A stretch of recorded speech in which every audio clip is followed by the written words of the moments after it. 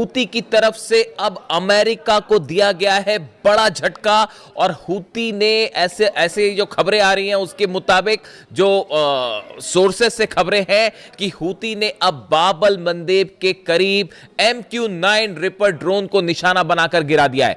देखिए पिछले 12 घंटे के अंदर हूती की तरफ से जो हमले किए गए वो सब के सब हमले बिल्कुल उसी स्टाइल में किए जा रहे हैं, उसी तरीके से किए जा रहे हैं जैसे हमले ईरान करता है। जिस तरह से ईरान बैलिस्टिक मिसाइल्स दागता है, जिस तरह से ड्रोन अटैक्स होते हैं, जो डिफेंस सिस्टम ईरान का एक्टिवेट है, बिल्कुल इसी तरह से अब हूती के लड़ाके भी हमले कर रहे हैं। यानी जंग का अंदाज वही है जो ईरान करता है।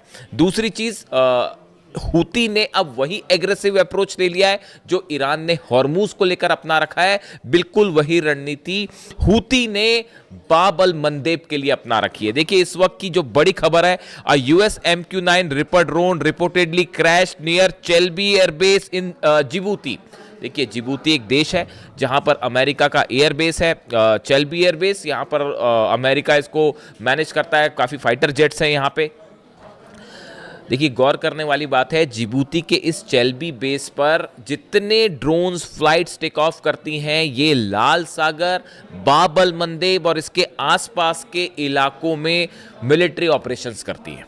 इसलिए चेल्बी एयरबेस बहुत इंपॉर्टेंट हो जाता है जिबूती का। अब जो खबरें हैं कि यहाँ पर एक MQ-9 रिपर ड्रोन जो है वो गिरा दिया गया है, क्रैश कर दिया गया है। और the embassy confirmed it was tracking an aircraft in distress but did not identify the aircraft or explain the cause of the incident.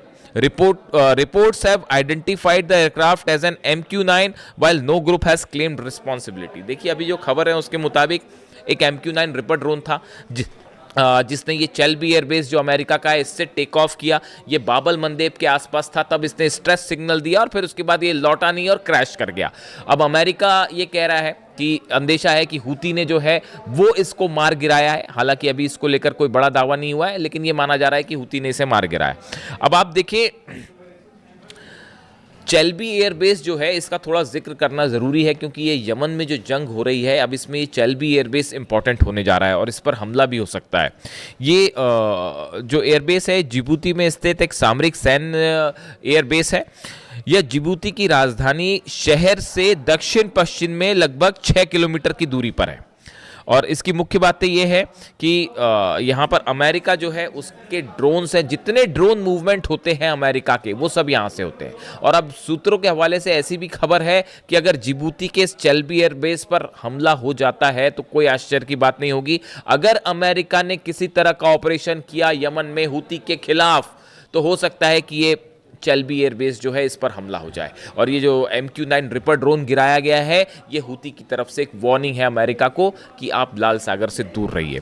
इसके अलावा देखिए जो खबरें आ रही हैं, यमन ने जो है हूतीज़ ने सऊदी के ऊपर लगातार दबाव बनाना शुरू कर दिया है। यानी हमले के साथ साथ समंदर में बाब-अल मंदेब में एक टोटल ओवरऑल दबाव बना रखा है हूती के ऊपर। ये बहुत ही एग्रेसिव रणनीति है। Yemen Houthis strike Saudi backed forces in Mokha with ballistic missile drone and releasing dramatic footages. देखिए मोखा में जो हमला हुआ यमन की सेना यानी सऊदी को, जो सऊदी बैक करता है जिस यमन की सेना को, उसके ऊपर हूती ने हमले किए। कैसे हमले किए मोखा में?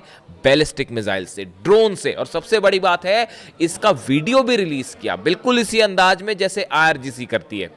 अब आप समझ जाइए मैं क्या कहना चाह रहा हूं। The Houthis warned Saudi Arabia wherever you mass you get bombed। सीधी धमकी है सऊदी को हूती की तरफ से कि आप जहां भी जमा होंगे वहां पर हमला किया जाएगा।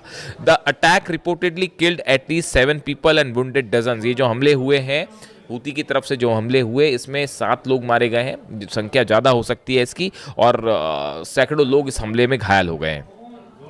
The Houthis also claimed a drone strike on an Aramco facility in Saudi Arabia। जज़ान में कल जो हुआ वो आप जान ही रहे हैं कि वहाँ पर धमाके हुए, ड्रोन स्ट्राइक की खबर है हूती की तरफ से। जज़ान में ऑयल फील्ड में आग लग गई। अब देखिए हालात ये हैं फिलहाल कि बाब-अल मंदेब बिल्कुल उसी तरह से बंद है जिस तरह से हॉर्मूज। हॉर्मूज खोलने के लिए ईरान ने अपनी नई शर्तें रख दी हैं। मुआवजा वापस दिया जाए, अमेरिका अपना सेना लेकर निकले, अमेरिका अपने बेसिस खाली करे। मतलब बहुत ही ज़्यादा सख्त शर्तें ईरान की तरफ से रख दी गई हैं हॉर्मूज को खोलने के लिए। अब ऐसी स्थिति बाब-अल मंदेब में भी अपना ली है हूती ने। हूती का जो स्टैंड है बाब अल मंदेब को लेकर वो बिल्कुल वैसा ही है जो ईरान का हॉर्मूज को लेकर है।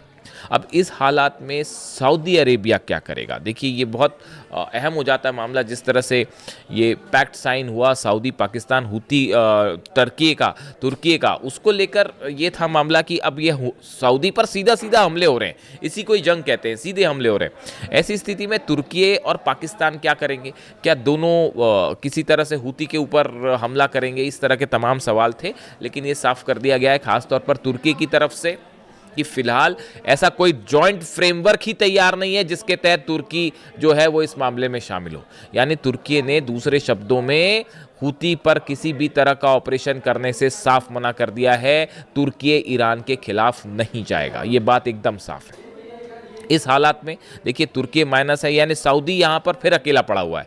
अमेरिका मदद करने की सिचुएशन में है नहीं, इजराइल जो है वो सऊदी की मदद करेगा नहीं।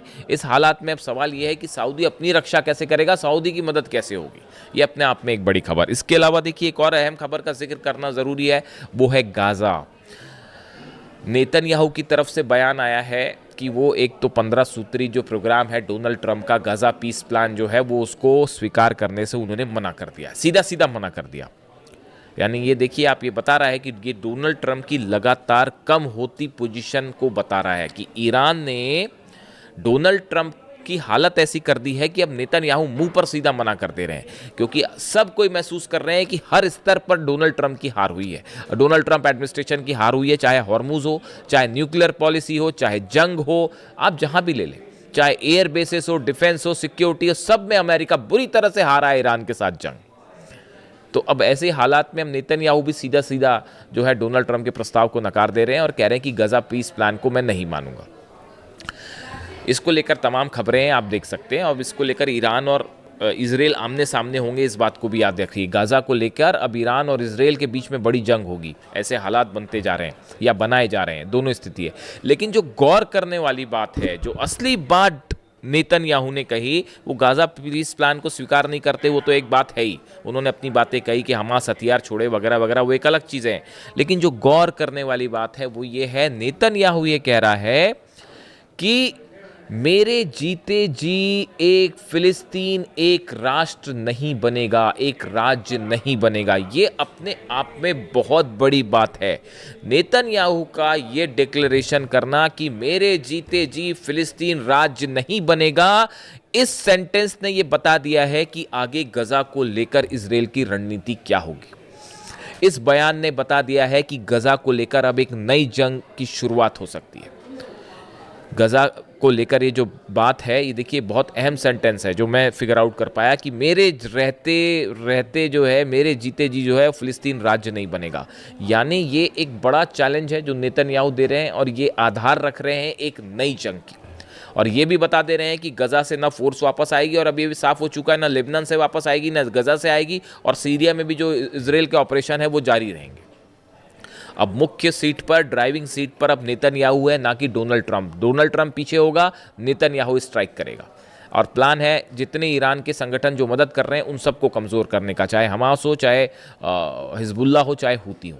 लेकिन हो उल्टा रहा है, हूती भी वहाँ पर ज़बरदस्त दबाव दे रहा है और लेबनान में जो है वो हिजबुल्ला भी लगातार हमले कर रहे हैं। वो खबरें आई रही हैं, आप देख रहे हैं किस तरह से इजरायली फोर्सेस को नुकसान पहुँचाया जा रहा है। यानी पूरा मिडिल ईस्ट एक बार फिर अनसेटल है बुरी तरह से। लाल सागर से लेके, हॉर्मूज से लेके, बाब अल मंदेब से लेकर ऑयल बिजनेस पूरी तरह से ठप पड़ा हुआ है। ऐसे में ईरान ने अपनी शर्तें रख दी हैं अमेरिका के सामने। अब सवाल यह है कि अमेरिका क्या ईरान की शर्तों को मानेगा?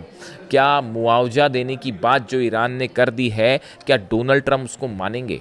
अगले चंद दिनों में एक बड़ा चेंज आप देख सकते हैं पूरे मिडिल ईस्ट में, और देख सकते हैं आप कि कैसे यहाँ पर समीकरण बदल रहे हैं और पावर सेंटर शिफ्ट होके अब तेहरान और ईरान पहुँच चुका है। इससे जुड़ा जो भी अपडेट होगा आप तक पहुँचाऊंगा। कमेंट करके बताइए वीडियो कैसा लगा। Thank you so much.